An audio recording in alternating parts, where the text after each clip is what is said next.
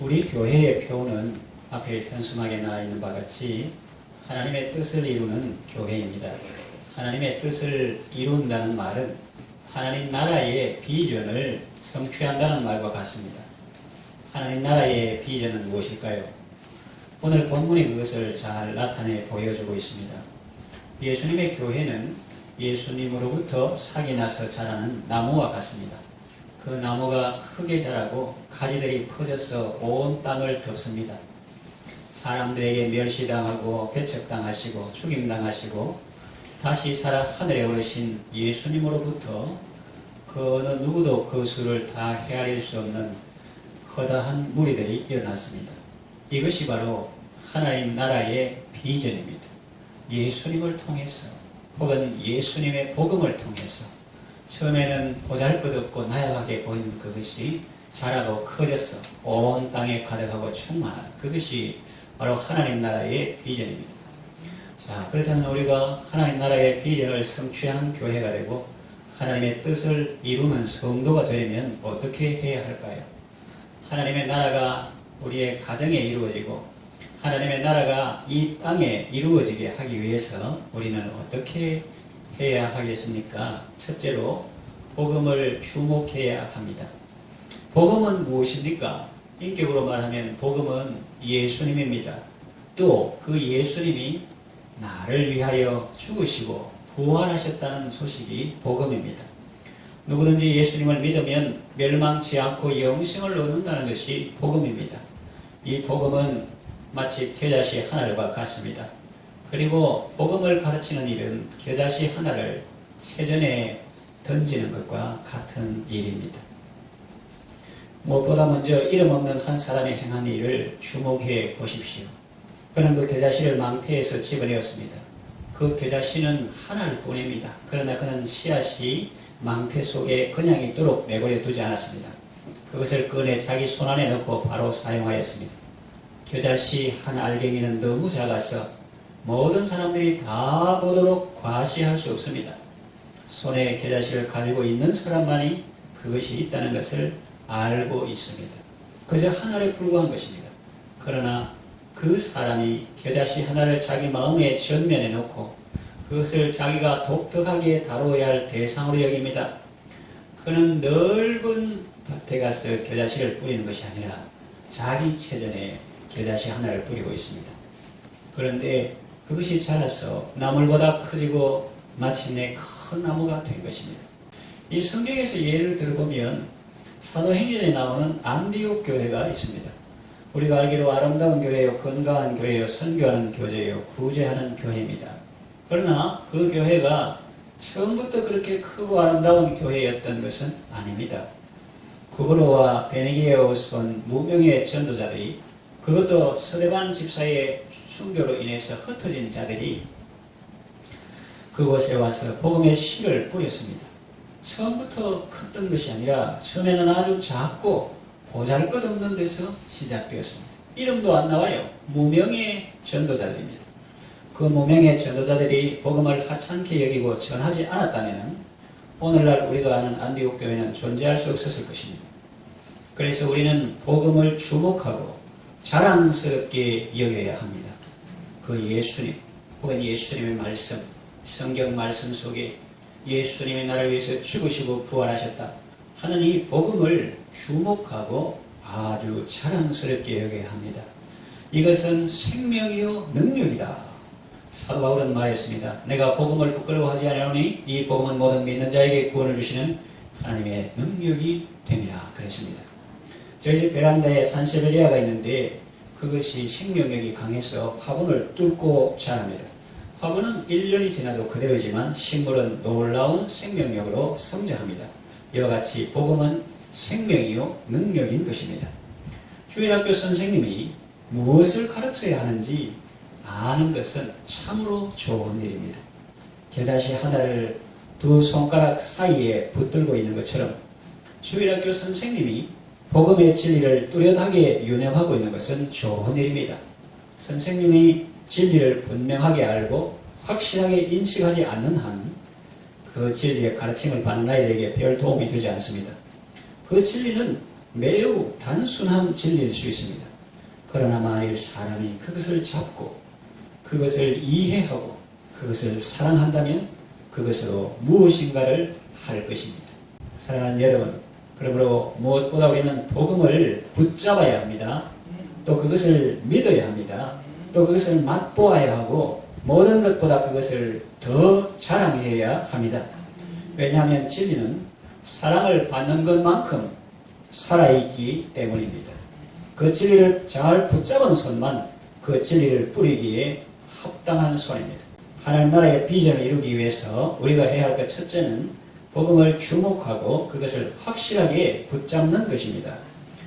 두 번째, 하나님의 나라가 이루어지게 하기 위해서 우리는 어떻게 해야 할까요? 자기 밭을 가져야 합니다. 비유 속에 나오는 이 사람은 체전을 갖고 있었습니다. 어떤 그리스도인들은 그런 체전을 갖고 있지 않습니다. 다시 말하면 자기가 개인적으로 속하여야 할 영역을 전혀 갖고 있지 않다는 말입니다. 그런 이들은 그리스도인의 전체 집단에는 속하여 있습니다. 또한 그들은 전체 집단이 나가서 전 세계를 관망하는 것을 갈망합니다. 그러나 개인적으로 특별한 일을 하려 들지는 않습니다. 선교사가 보내온 말들을 들으면 마음이 뜨거워지고 좋아합니다. 또 모든 민족들이 구원받는 것에 대한 열심도 느낍니다.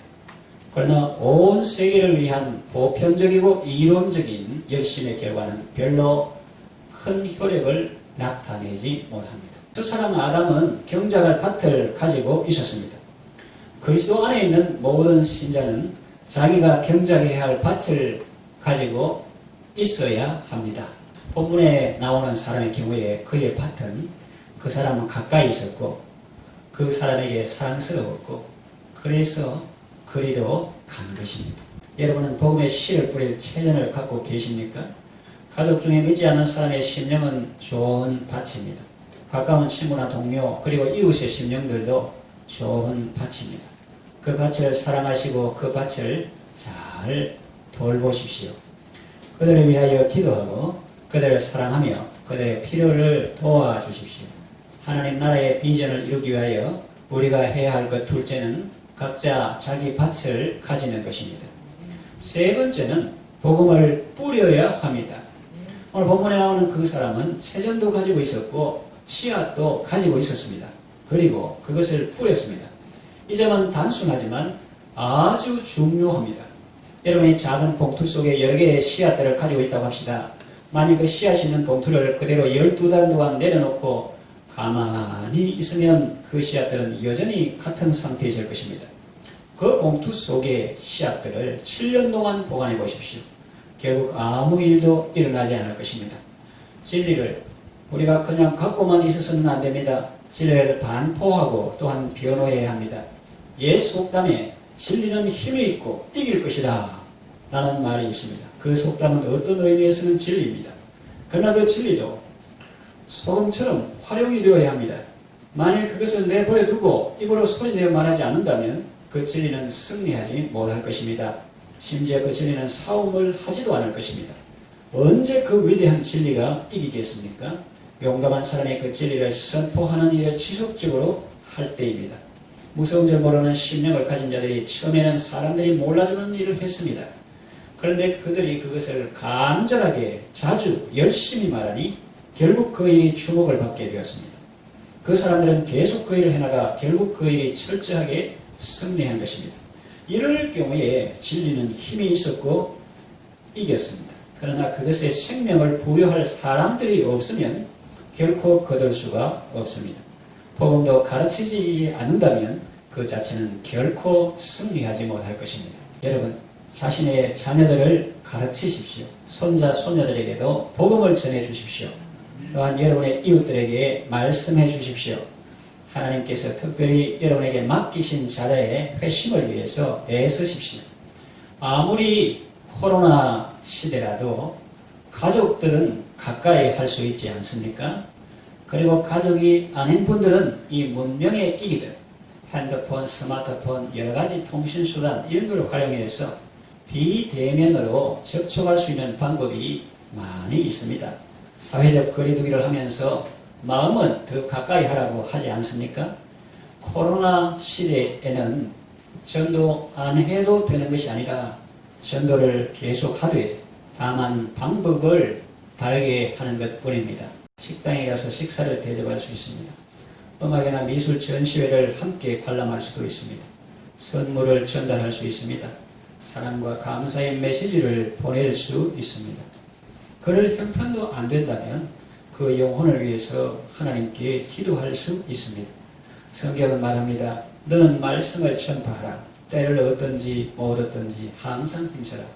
우리 표현을 이렇게 되어 있는데 영어 표현을 읽으면 좀 이해가 이런 각도에서 할 수 있거나 생각되는데, 때를 얻든지 못 얻든지 이것은 season or out of season 이렇게 되어 있습니다. 그래서 때를 얻든지 못 얻든지 항상 힘써라. 시즌이다. 이 복음 전할 시즌. 그런 게 아니라 out of season. 그때도 전하라는 겁니다. 만일 진리를 한편에 밀쳐두고 침묵 속에 묻어둔다면 그 진리는 자라지 않을 것입니다. 암흑시대의 복음이 수도사들의 도서관에 있는 책들 속에 잠들어 있었습니다. 그러나 루터와 그를 따르는 개혁자들이 그것을 떨쳐내어 그것을 사람들의 마음속에 뿌렸을 때 그것은 세상을 변화시켰습니다. 하나님 나라의 비전을 이루기 위해 우리가 해야 할 것 셋째는 자기 밭에 복음의 씨를 뿌리는 것입니다. 따라합시다. 소파소실, 대파대실, 무파무실. 무슨 말이신고 알 겁니다. 적게 뿌리는 자는 적게 거두고 크게 뿌리는 자는 크게 거두고 아무것도 안 뿌린 자는 아무 열매가 없다 하는 거죠. 성경에 적게 심는 자는 적게 거두고 많이 심는 자는 많이 거둔다고 했습니다. 그런데 일단 이건 생명이 있기 때문에 돌을 던져놓는 거하고 달라요. 돌은 무생물이기 때문에 던져놓으면 그대로 있지만 이 생물은 이 부드럽게 이렇게 고구마든지 뭐 마늘이든지 뭐든지 배든지 무조건 이렇게 심어 놓으면 이 사람이 집에 와서 침대에서 자는데도 그 씨는 밤에도 계속 자라나는 것입니다. 그리고 풀보다 커서 나무가 될 것이고 공중의 새들이 그 가지에 깃든다는 것입니다.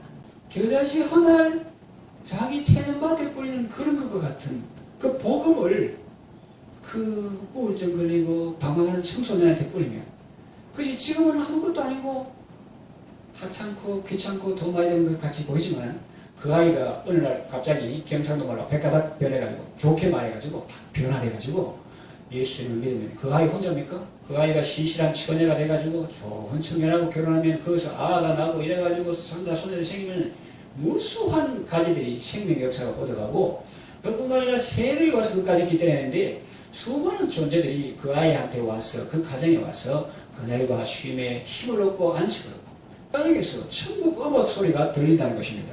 할렐루야. 이제 말씀을 정리해 마치겠습니다. 여러분, 복음을 주목하시고 사랑하십시오. 자신의 밭을 가지시고 그것을 사랑하십시오. 복음의 씨앗을 여러분의 밭에 뿌리십시오. 부지런히 뿌리시고 열심히 뿌리시고 자주 뿌리십시오. 복음은 하나님의 생명이요 하나님의 능력입니다.